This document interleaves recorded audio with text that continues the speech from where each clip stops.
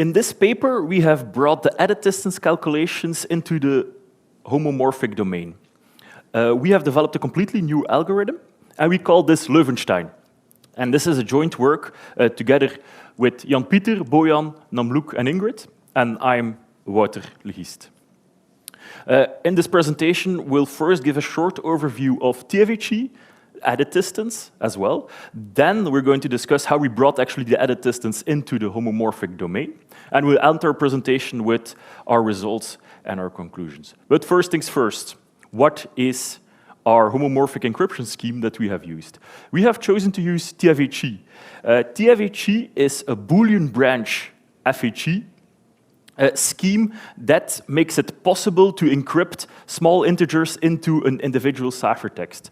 So for instance, you can choose 4 bits of plaintext space and you encrypt that into an individual ciphertext.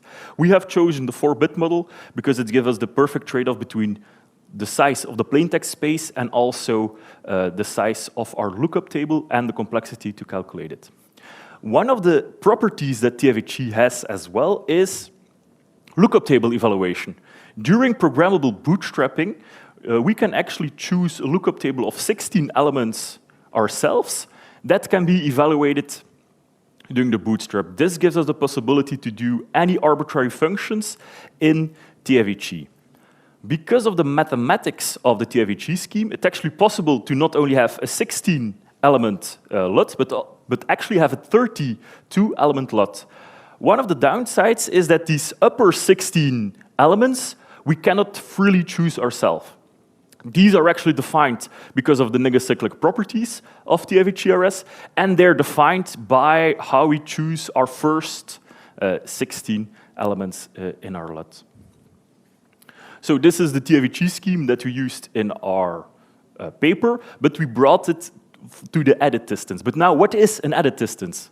We'll start from the bottom. Edit distance is a way for a computer to express how similar strings are. And we actually want the scoring that if we give a computer 2 strings, we want to have a scoring that says low when the 2 strings are very similar, and when it says high when they're very dissimilar.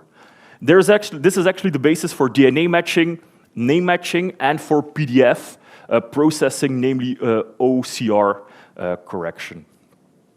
But the most straightforward way for a computer to check if 2 strings are equal is actually by just checking all of the corresponding characters. This is what is called the Hamming distance.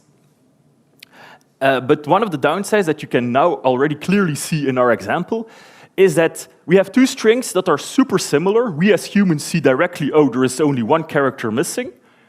But for a computer, if you're only going to check the corresponding characters, yeah, everything is wrong. So you get like an Hamming distance that is 6. And this is now what the edit distance prevents. The edit distance measures how many operations do we need to do to convert our first string into our second string. So you can clearly see, okay, our edit distance is only 1 because we just want to remove 1 single letter. The edit distance will count these operations. It will count the possible operations to convert the first string into the second string. And these operations are the deletion of a character, the insertion of a character, or the substitution of a character into another character. So in our first example, yeah, we clearly see we just need to delete the H. In our second example, we want to delete our H, but we also want to convert our E to an O at the end of the string. So the edit distance of the second example is only 2. While our third example, yeah, you clearly can see we want to do an additional substitution, so that has an edit distance of 3. As a human, we can fairly do this quite easily. But now, how are we going to put this into an algorithm? How are we going to calculate it? And this is where actually the Wagner-Fisher algorithm comes along. This algorithm will check the edit distance of each of the possible substrings, the comparing of each of the possible substrings of the 2 strings that we want to check, and we're going to put each of these individual outcomes into this gigantic matrix. So for instance, in our example, we have, if we want to take it more slowly, I want to convert our Sabathon into a Sabbath.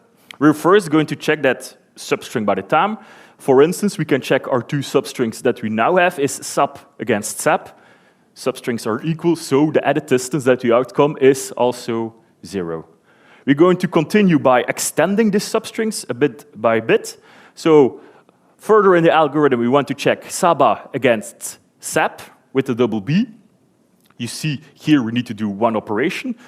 So our added distance between these two substrings is becoming a 1. And this is now done for each of the possible substrings in our input words to build up this whole matrix.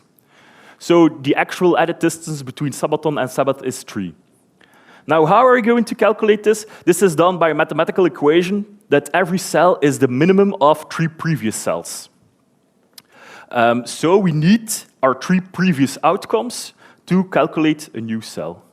Besides that, in our cell definition, we also need to calculate the equality of the characters that we're checking. So first we need to check this equality, and then we can define, okay, it's the previous, or we need to calculate this min.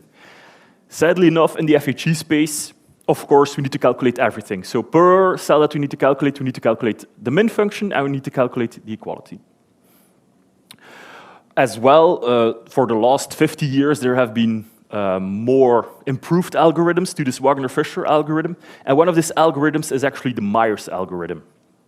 This is an improved way to calculate it. It's made more efficient. And one of the bases of this algorithm is that it checks that each of the adjacent cells only have a difference of maximum a -1, a 0, or a 1. So instead of storing our complete matrix, we actually can store only the differences between each matrix. So we only need to store like a 1, a 0, or a -1. And the same information is being kept. So we have altered our cell definition a little bit more. So first, we now have an additional definition of our delta V and delta H values. And we can now insert these into our larger cell formula for cell definition. We first get a new definition, and we can convert our algorithms completely into our a V-out and an H-out formula. These, in essence, still calculates the same as a couple of slides ago. But we now want to evaluate these functions into the homomorphic domain. For the people that can quickly do mathematics can clearly see this does not fit. Our delta H, our delta V values have 3 possible outcomes.